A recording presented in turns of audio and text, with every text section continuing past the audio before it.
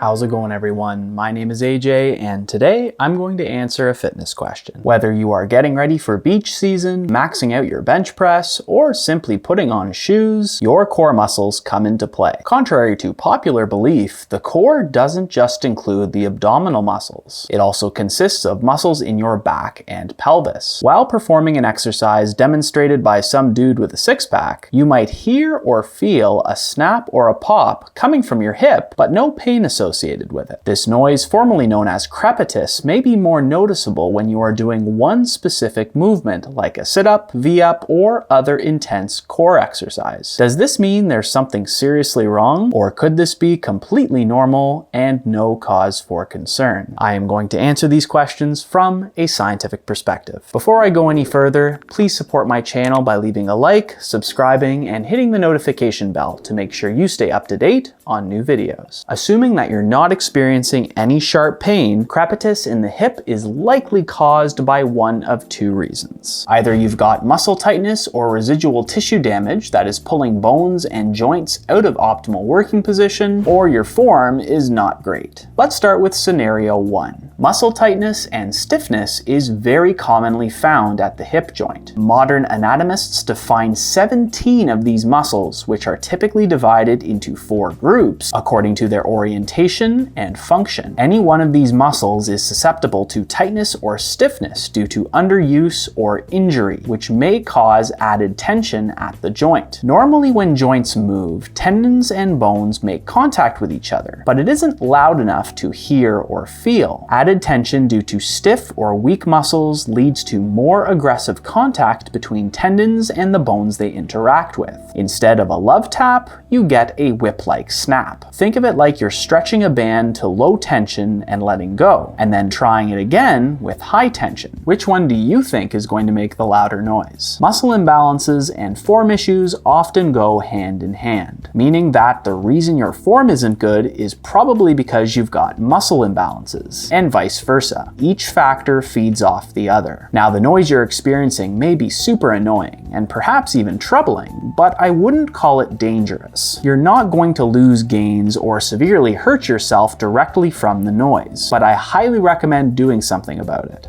Especially now. When you're younger, your muscles are much more receptive to change, whether it be new form adjustments or adding supplemental exercises. As the old saying goes, you can't teach an old dog new tricks. And although you may not be an old dog yet, it won't be long before you eventually get there. So while I have your attention, let me show you a few tricks to minimize and eventually stop the noise.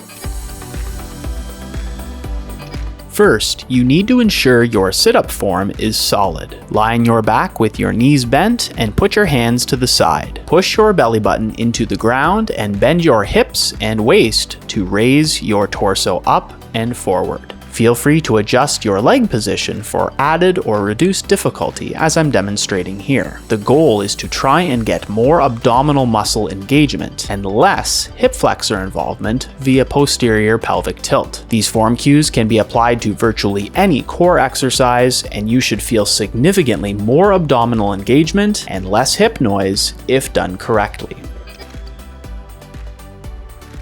If you're confident that form isn't the issue, some mobility drills might be enough to make a difference. Start by performing the core exercise that causes the noise. Make some mental notes on how intense the crepitus sounded and felt. Next, perform some mobility or stretching of one of the following muscle groups. There are many drills you can use, but I recommend these guys in combination with a lacrosse ball massage. Spend a good 2 minutes or so per muscle group. Once you're done, retest the exercise and see if you notice a decrease or absence of noise. If you do, there's a good chance that particular muscle group you just mobilized is part of the problem. If you don't, try a different muscle group and retest. At the end of the day, you're essentially performing trial and error until you finally identify the muscle group responsible. Feel free to give this method a try and let me know what you found out in the comments below. And if you enjoyed this video, be sure to like it, share it with your friends, subscribe, and turn notifications on. Thank you so much for watching, and stay strong.